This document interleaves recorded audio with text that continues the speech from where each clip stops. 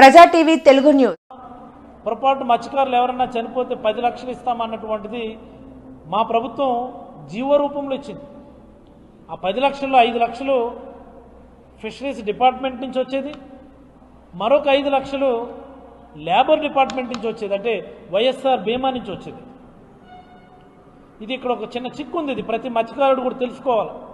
10 లక్షలు ఇస్తాము అని చంద్రబాబు గారు అంటున్నారు, అచ్చెన్నాయుడు గారు అంటున్నారు, కానీ ఎక్కడ మత్స్యకారుడు చనిపోతే 10 లక్షలు ఇవ్వడం లేదా? మీరు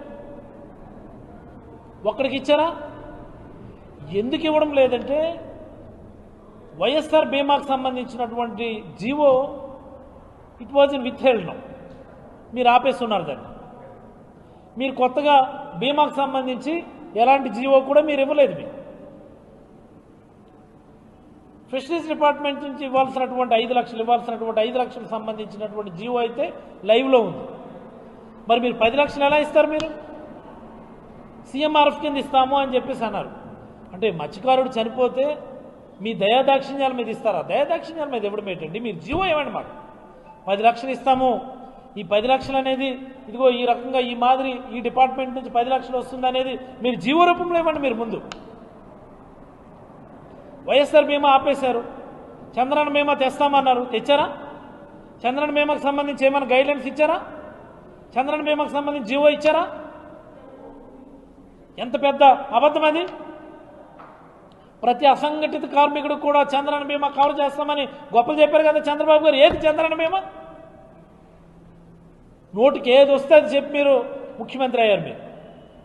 మీకు తెలుసు ఆ రోజు చేతకాని హామీలు ఇస్తున్నాం, అలవి కానీ అమలు కానీ హామీలు ఇస్తున్నామని మీకు తెలుసు. మీకు అన్నీ అబద్ధాలే.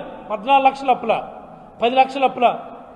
ఏది మరేం అసెంబ్లీలో మీరు 5.3 లక్షల కోట్లని చూపించారు. మీరు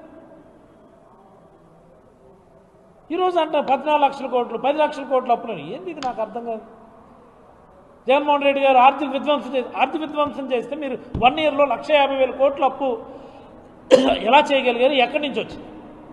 ఈ రాష్ట్రానికి ఆ క్యాపబిలిటీ ఉండేట్టుగా జగన్మోహన్ రెడ్డి గారు చేశారు కాబట్టి మీకు పరిపాలన చేతకాక 1,50,000 కోట్లు మీరు అప్పు తెచ్చారు. మీరు ఎవరి మీద బురద చల్లుతారు? మీరు ఈరోజు ప్రజలందరికీ అర్థమవుతున్నాయి, మేధావులందరూ కూడా గమనిస్తున్నారు. ముఖ్యంగా యువకులకి మీ మోసకారు మాటలు ఈరోజు అర్థమయ్యాయని ఈ సందర్భంగా తెలియజేస్తూ 44 సంవత్సరాల మీ మోసం, మత్స్యకారులకు మీరు చేసిన మోసం, 14.5 ఏళ్ల కాలంలో ముఖ్యమంత్రిగా మీరు మత్స్యకారులకు చేసిన మోసం, ఇప్పుడు మళ్ళీ కొత్తగా మీరు మోసం చేయడానికి మీరు బయలుదేరినట్టు అనిపించిందని సాటి మత్స్యకారుడిగా, మాజీ మత్స్యశాఖ మంత్రిగా నేనైతే తెలియజేస్తూ సెలవు తీసుకుంటాను.